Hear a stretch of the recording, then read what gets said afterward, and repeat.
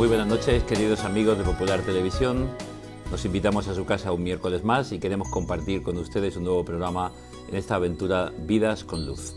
Tenemos un nuevo invitado con nosotros, hoy Miguel Pérez.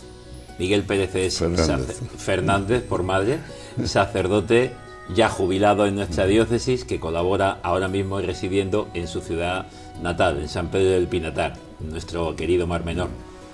Miguel Pérez, que nació en una época conflictiva en España. Sí, en 1938, en medio de la guerra. ¿Recuerdas algo de todo aquello? No recuerdo que mi padre nos decía rojillos del 38, porque nativos en la zona republicana o roja, que entonces se decía. Sí. Pero no, y aquella época, recuerdo después, ya de niño, sí recuerdo aquellos de la División Azul que volvían con tantas muletas y recuerdo la situación de pobreza, y eso sí lo tengo muy metido, de cómo íbamos mal vestidos, porque es verdad, ¿no? Con todos los calcetines siempre remendados por debajo, de 1000 colores. Eso sí lo recuerdo. Pero realmente lo que yo más recuerdo de aquel tiempo fue el colegio. El colegio, bueno, donde nos divertíamos mucho. A mí me gustaba mucho el colegio, eso es la verdad, pero nos divertíamos mucho además también.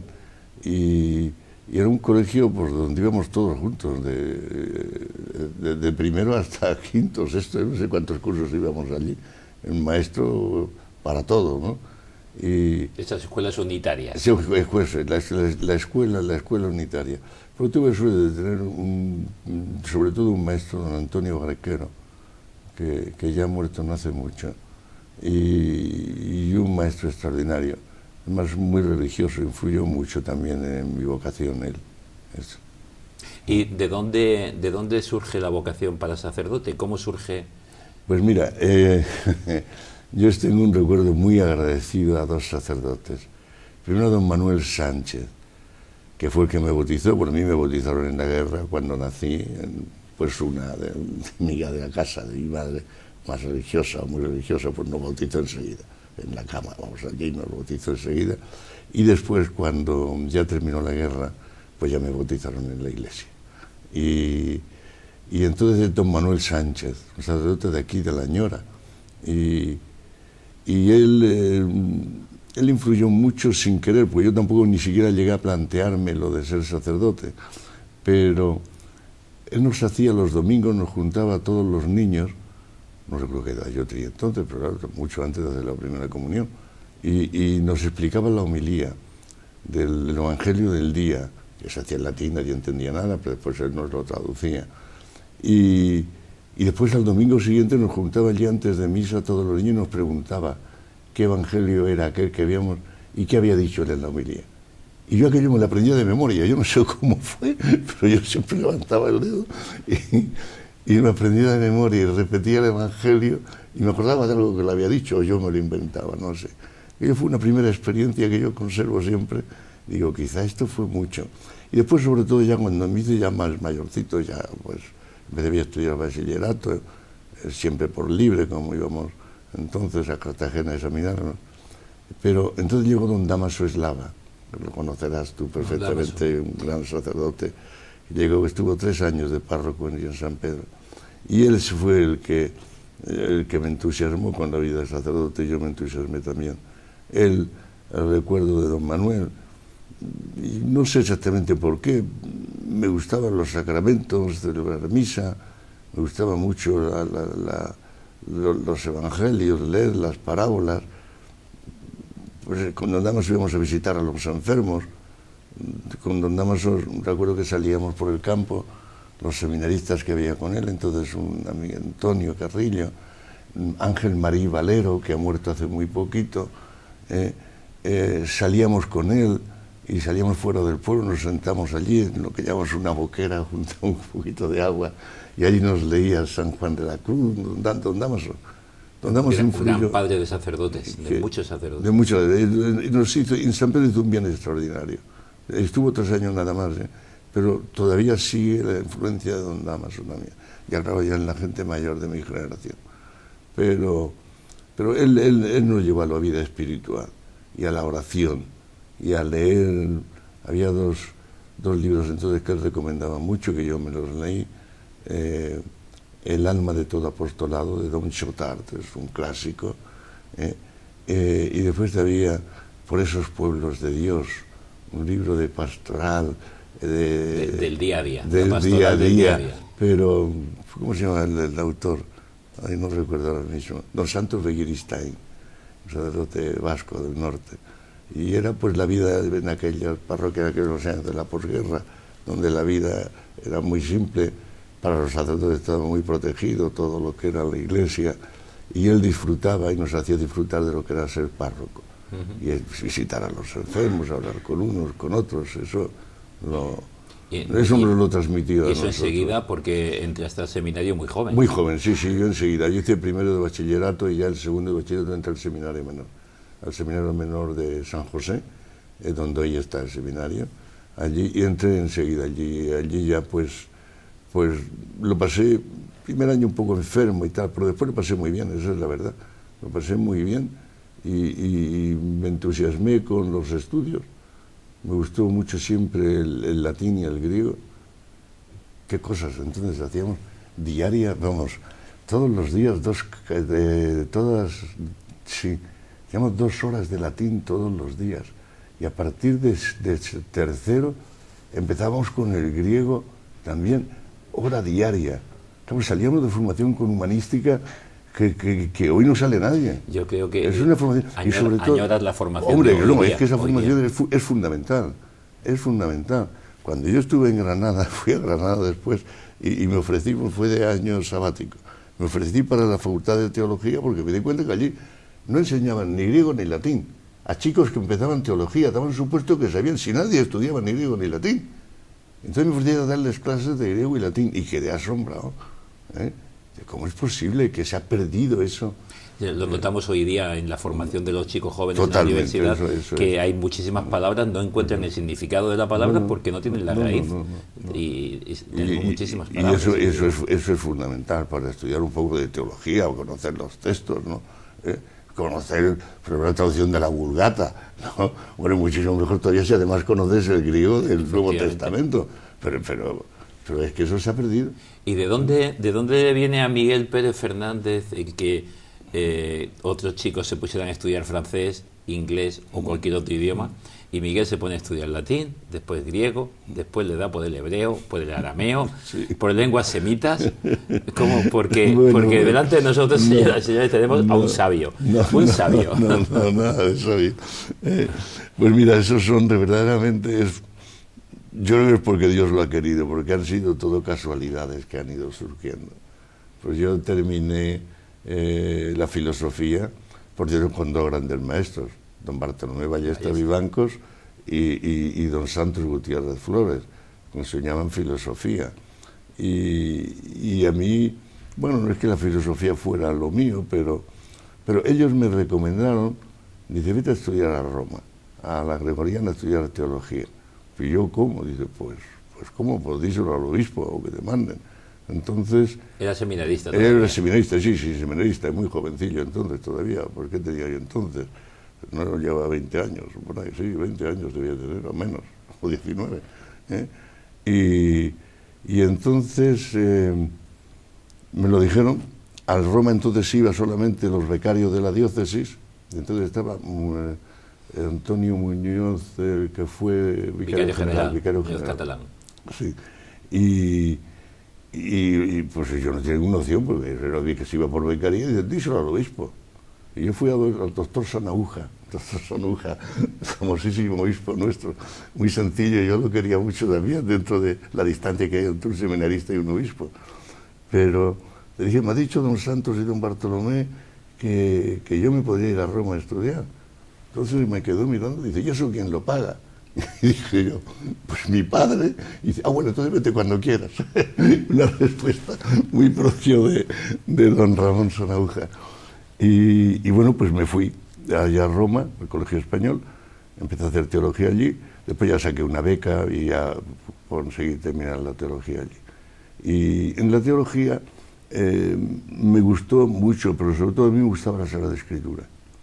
La Sagrada Escritura me encantaba, y aunque los profesores de la Gregoriana eran un poco así, pero a mí me gustaba mucho. Y vine allá, al terminar la teología, me ordené de sacerdote en Roma, en el 1964, en Roma. Y cuando comenzando el concilio. Comenzando el concilio, sí, yo realmente allí vivía el concilio. Y después el obispo, cuando vine aquí, me mandó a Alhama de Murcia. Fue la primera parroquia que yo tuve, Alhama de Murcia. Y nunca lo olvido. Es como dicen en mi pueblo, es como la novia primera que uno tiene, que no se casa con ella, pero que nunca la olvida. Eso es, Alhama de Murcia fue un sitio encantador para mí. Estuve un año nada más, esa es la verdad. Un año nada más, que con un sacerdote magnífico, maravilloso, don Sebastián, lleno de humanidad y de sabiduría, y de mucha sabiduría, de saber estar en el pueblo y ser uno del pueblo.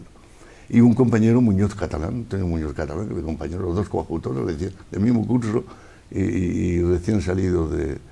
Y allí estuve un año, y un año lo pasé muy bien. Con los muchachos íbamos a Sierra Espuña, desde Alhama, formamos un grupo de juventud rural, no sé cómo fue, que incluso mandamos a algunos de los chicos de allí al Congreso de la Juventud Rural Europea, que fueron a Alemania, y se quedaron encantados, aquello era un descubrimiento para ellos también. Y después el obispo, que a la muerte de don Ramón Sanovich ha sido cargo de la diócesis como administrador apostólico, fue Barrachina don Miguel. No, Barrachina, don Miguel Barrachina. No, el obispo de Alicante. El obispo de Alicante. Vino aquí de administrador apostólico. Y entonces esas cosas que se dicen, no sé a quién fue aconsejado por quién. Recibí un día una carta diciendo: vistas las cualidades que le adornan, venimos a ordenar y le ordenamos que se vaya usted a Roma a hacer Sagrada Escritura. Otra vez. Me lo encontré así. Don Sebastián no quería, protestó con todo, diciendo que era imposible, que yo no podía ir a Roma, que yo tenía que quedar allí, en la parroquia. Pero bueno, pero ya pues me fui. Y entonces empezó mi vida en Roma para hacer Sagrada Escritura. Yo estuve 4 años y ya tuve un gran profesor de arameo y de literatura rabínica. Y entonces estudié mucho griego como natural, mucho hebreo para traducir bien la Biblia, el Antiguo Testamento y el Nuevo Testamento. Prácticamente allí se salía sin tener dificultad para leer la Biblia, tanto Antiguo como el Nuevo Testamento. Pero a mí me entusiasmó especialmente la literatura rabínica, porque era una cosa totalmente nueva para mí.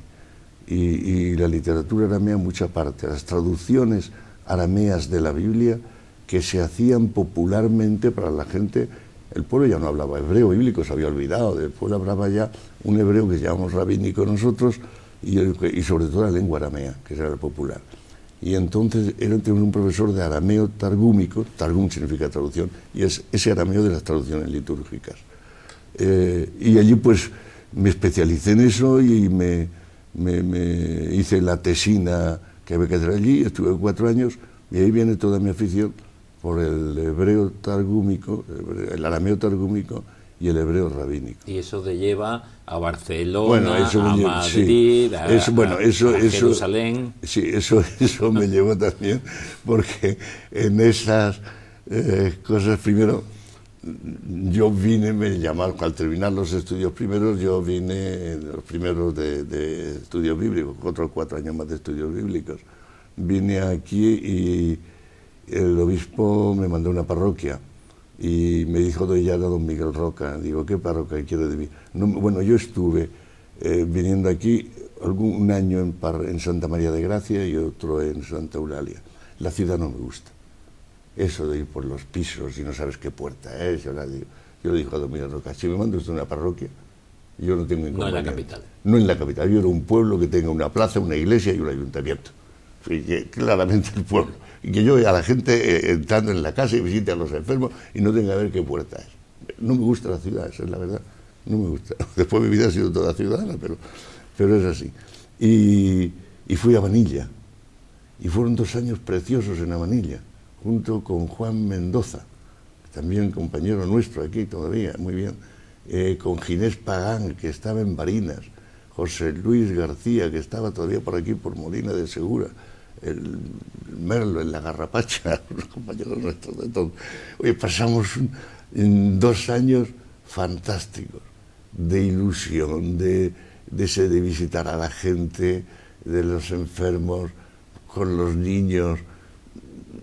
No era una pastoral, así como de hacer cosas grandes, ¿no? Pero de vivir a gusto con la gente y sintiéndote verdaderamente cura de pueblo. Y compartiendo la fe con otros sacerdotes. Sí, y sobre todo viviendo la fraternidad con los otros compañeros.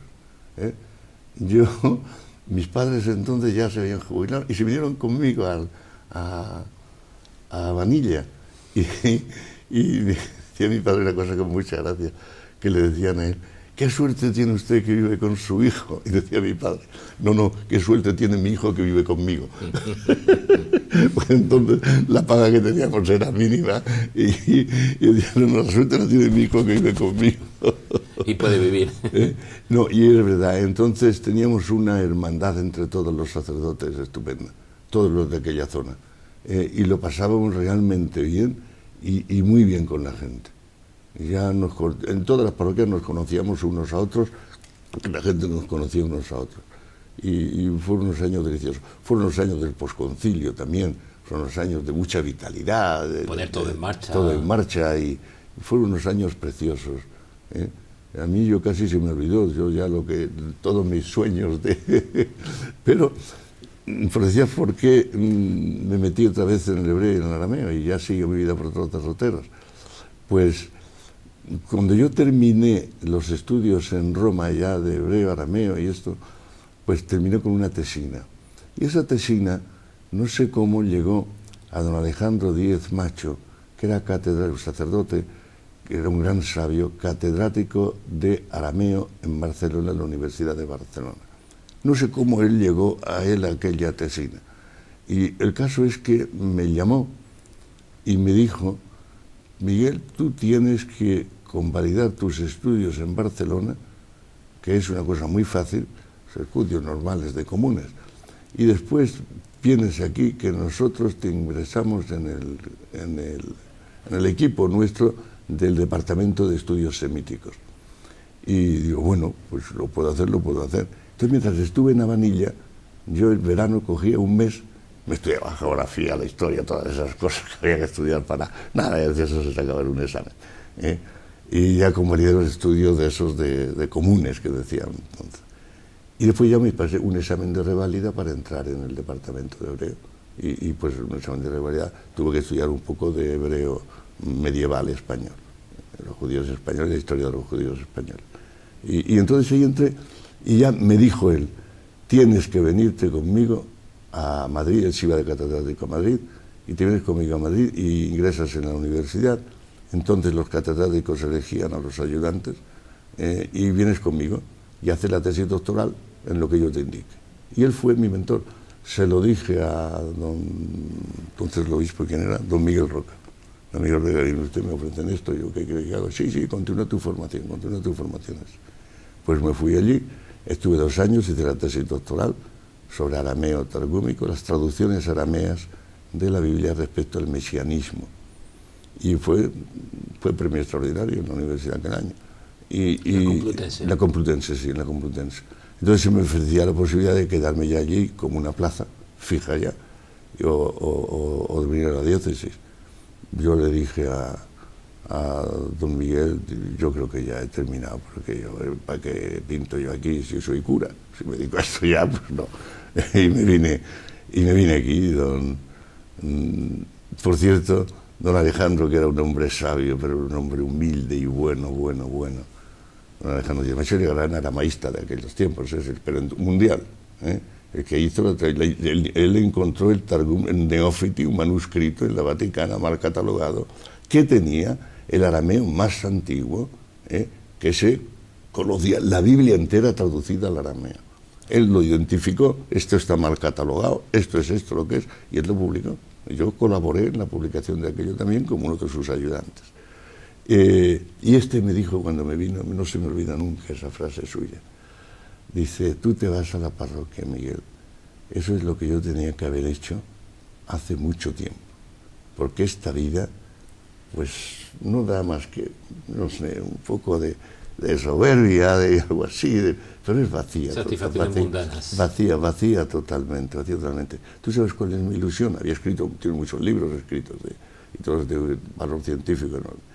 Pero decía, mi ilusión es escribir un libro sobre el corazón de Jesús y sin notas. Esa frase es de don Alejandro Díez Macho. Un libro sobre el corazón de Jesús y sin notas. Eso me decía don Alejandro, el gran sabio. Y dice, entonces muy bien. Y me vine, yo estuve ya 6 años en Alcantarilla. Ahí son los grandes años de párroco. Ya 6 años he ido de párroco y aquello ya fue otra cosa. Porque aquello era una parroquia de mucha entidad, mucha fuerza, muchos movimientos.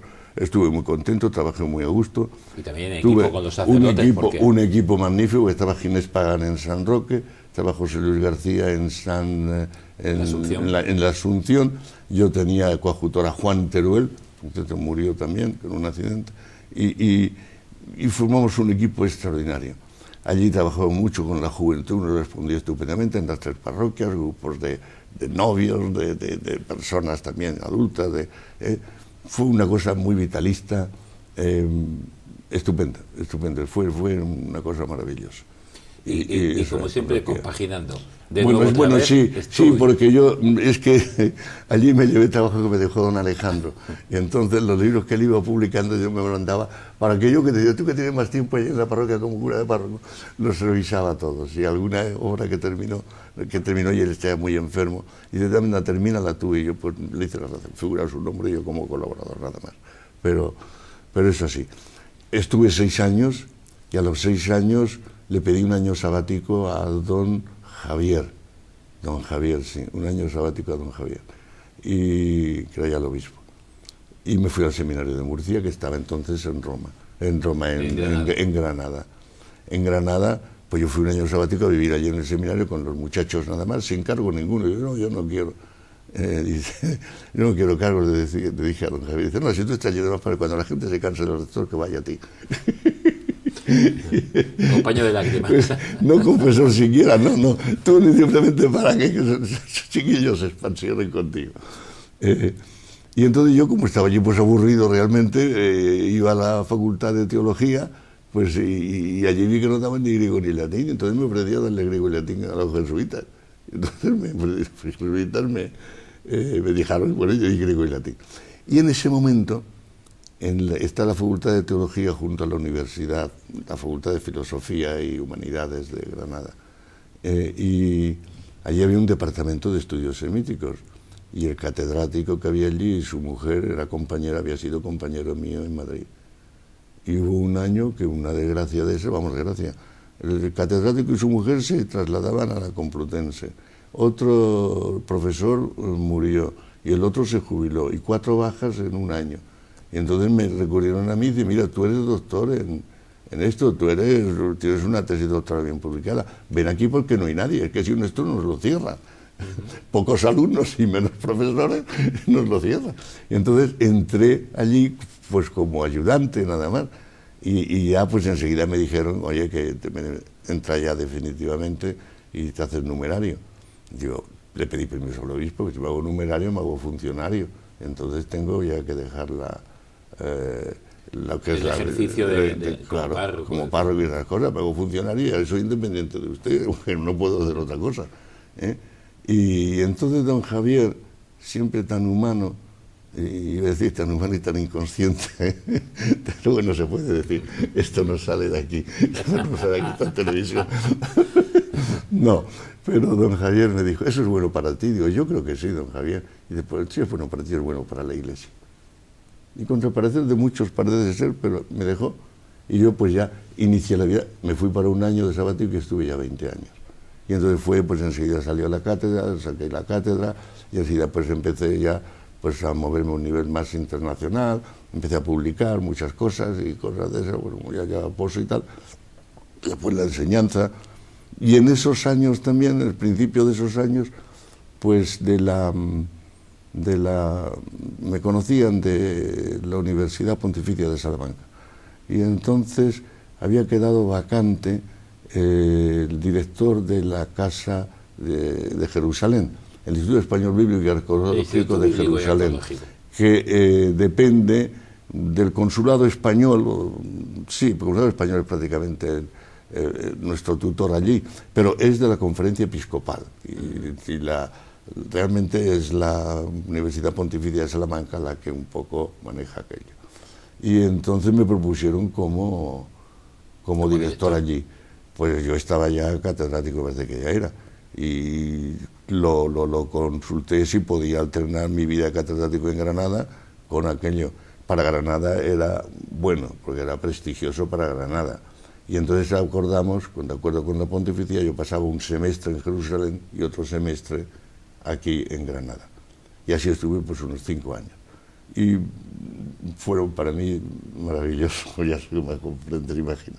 Estar allí, estar en la Universidad Hebrea, estar con el hebreo y con el arameo, con la L'École Biblique, que es la gran biblioteca y el gran centro de estudio allí, el Instituto Bíblico Franciscano, la Universidad Hebrea, pues aquello era lo que yo necesitaba. Y sobre todo el pisotear Jerusalén, el Santo Sepulcro. Se celebran muchas misas allí en el Calvario, junto al Calvario, la capilla del Calvario, que conoces allá arriba. Me pasaba allí horas y todo era un encanto. Y conociendo esas lenguas semíticas y sobre todo los escritos rabínicos, todo ese entorno de la Biblia, por eso los escritos que están cercanos, y esa lengua, y el hebreo, el arameo especialmente, ¿uno se acerca a la Biblia y a los lugares sagrados de otro modo? Yo creo que sí. Vamos a ver. Hay como una sensibilidad para descubrir cosas que quizá otros no aciertan a ver, porque el no conocer, por ejemplo, la literatura rabínica o el Targum arameo. El Targum arameo son las traducciones populares de la Biblia, para gente sencilla, que ahí nunca es una traducción literal, es una traducción que mete muchos comentarios meten dentro. Es como un evangelio comentado. Puedes hacer una homilía a base de comentar, leyendo el texto, ir haciendo, enriqueciendo, ir mezclando y comentar y aplicándolo al mismo tiempo sin soltarte nunca el texto. Pues eso es el Targum, ¿no? Claro, y conociendo lo que es la traducción, primero aprendes a lo que es sacarle punta, pero sin desviarte demasiado del texto. ¿Te puedo poner un ejemplo? Sí, por supuesto. Es un ejemplo que a mí me encanta y lo he repetido muchas veces. Hay un texto del Deuteronomio donde dice que delante del trono de Dios, de Ezequiel, delante del trono de Dios hay un diamante de zafiro. Literalmente dice, es una piedra de zafiro. ¿Una piedra de zafiro? ¿Esto qué es? Una piedra de zafiro. Y entonces el Targum cuenta esa historia. Una historieta para ilustrar qué es esa piedra. Cuando los israelitas estuvieron en Egipto y fueron obligados como esclavos a pisar paja y barro para hacer los adobes, pues una muchacha que estaba allí pisando y barro en la esclavitud estaba encinta y le cayó el feto al niño y allí quedó envuelto en aquello, en el barro aquel. Y entonces el arcángel Miguel bajó y lo subió delante del trono de Dios. Y esa es la piedra de zafiro brillante, para que Dios tenga siempre presente el sacrificio de su pueblo y el dolor de su pueblo. No se le olvide. Bueno, pues eso a mí me ha inspirado continuamente. ¿Qué es la cruz de Jesús? Sino el sacrificio que todos los días presentamos los sacerdotes en la Santa Misa delante del Señor, para que no se olvide nunca del sacrificio de su pueblo. ¿Qué es el cordero degollado delante del trono de Dios? Y todos los demás manchados, la textura blanca con la sangre del cordero. Sino es tener presente siempre el sufrimiento de su Hijo y el nuestro. Es aquella piedra de zafiro que estaba allí, para que Dios no se olvide nunca de lo que sufre su pueblo. Es una preciosidad. Y eso es del Targum. Esa es la traducción que hace el arameo. Y a mí eso me inspiró muchísimo. Y lo he usado muchas veces, claro. Eso y muchas historias de esas preciosas. Miguel, ¿qué dirías tú a nuestros espectadores que nos están viendo y que unos aman la Biblia, la usan y la tienen más que usada, y otros la tienen un poquito como abandonada? Necesitamos la Biblia, necesitamos volver a ella, necesitamos releerla todos los días. Pues sí. además, hay algo que yo descubro y intento hacérselo descubrir a la gente. Yo ya estoy en la pastoral nada más, ¿no? Algunas cosas, pero que vean la correspondencia que hay entre el Antiguo Testamento y el Nuevo Testamento. Jesús es un nuevo Moisés. Moisés no entró en la tierra prometida. Moisés murió con un beso de Dios. Mira, esa expresión es muy bonita, un beso de Dios. Realmente la Biblia dice en Deuteronomio 34:6 que Moisés murió por boca de Yahvé.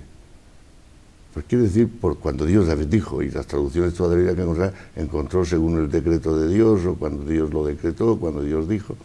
Pero los rabinos dicen, no, murió por boca de Dios, murió por un beso de Dios. Y ese beso de Dios no entró en la tierra prometida, que es lo que él quería entrar, pero se llevó el beso de Dios. Y ese beso de Dios nos lo da también a nosotros. No entraremos en la tierra prometida. La tierra prometida son las bienaventuranzas. Si cumplimos, dicen las bienaventuranzas, es la tierra prometida. Pero que nunca llegamos a entrar en ella porque nunca logramos formarla. La iglesia tiene que ser, la comunidad de la iglesia tiene que ser la tierra prometida.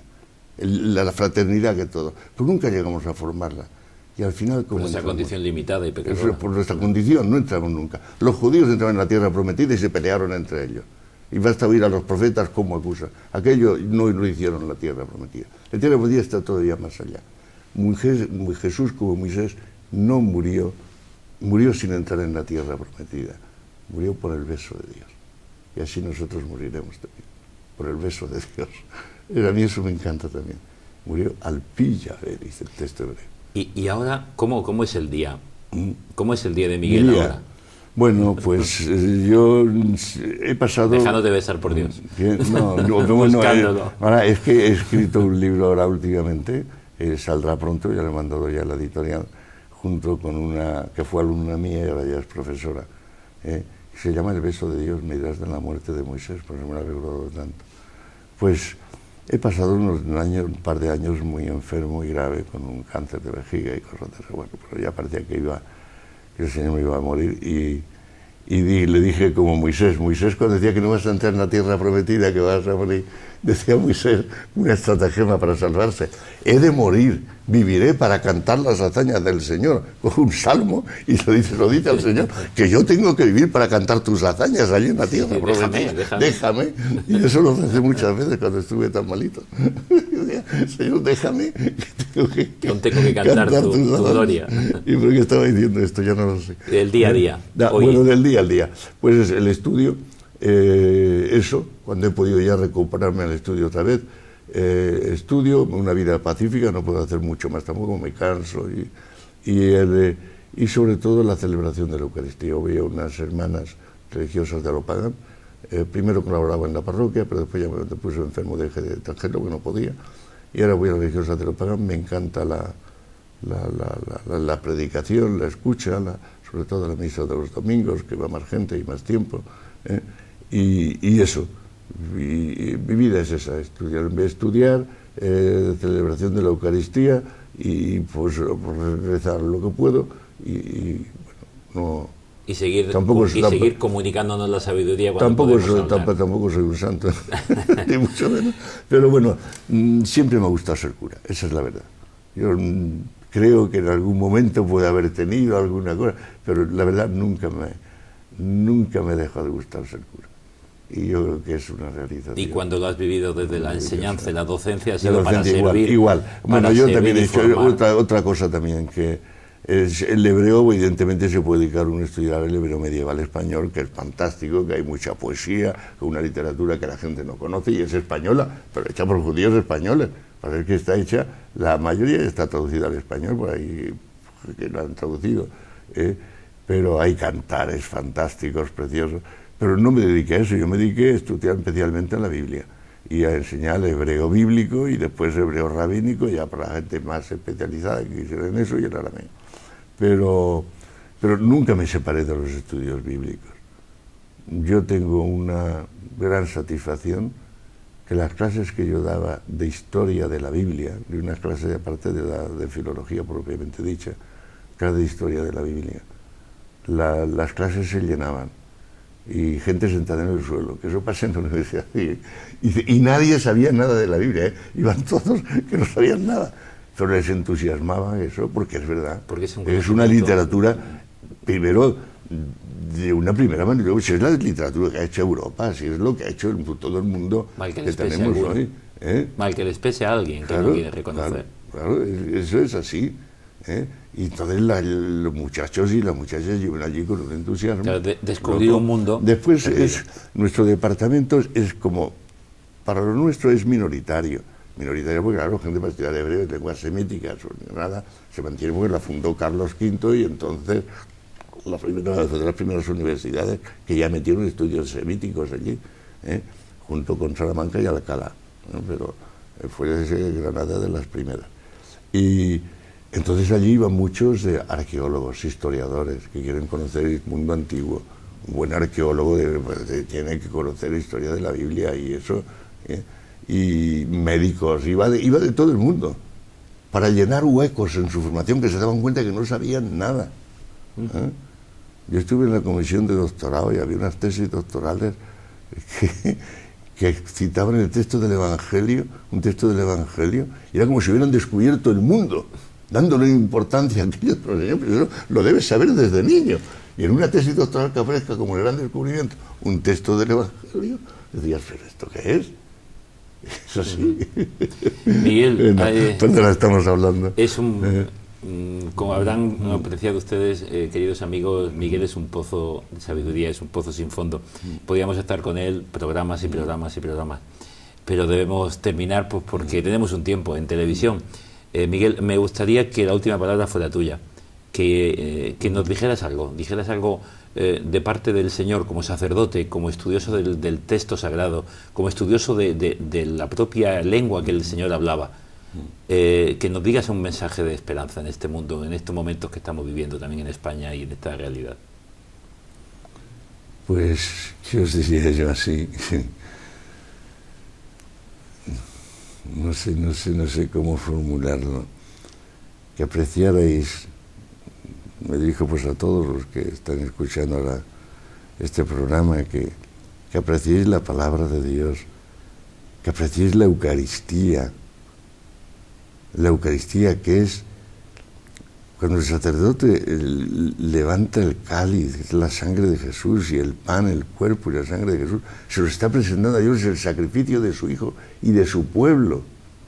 Es nuestro sacrificio, que Él vea nuestro sacrificio, lo que su Hijo ha hecho por nosotros y lo que estamos sufriendo nosotros. Hoy en esta vida con tanta desgracia, con tanta crisis, con tanta hambre, con tanta malicia aquí también, pero si todos sufrimos y se lo ofrecemos todos los días al Señor, la Eucaristía es ofrecerle al Señor el sacrificio de su Hijo y el de todo el mundo. Pues eso.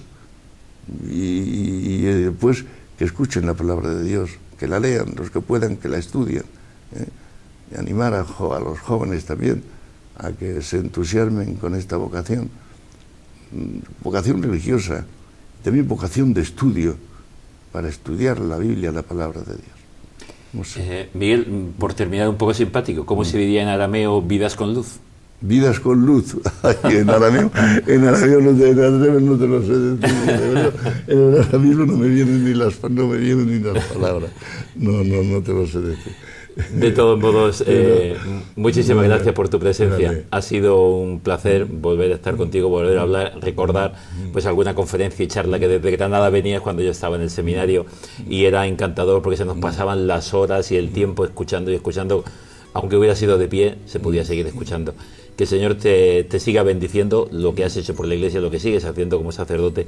Y a ustedes, señoras y señores, pues muchísimas gracias por haber estado con nosotros. Les esperamos el próximo miércoles. Aquí estaremos en un nuevo programa de Vidas con Luz. Buenas noches. Miguel, buenas noches. Gracias a vosotros.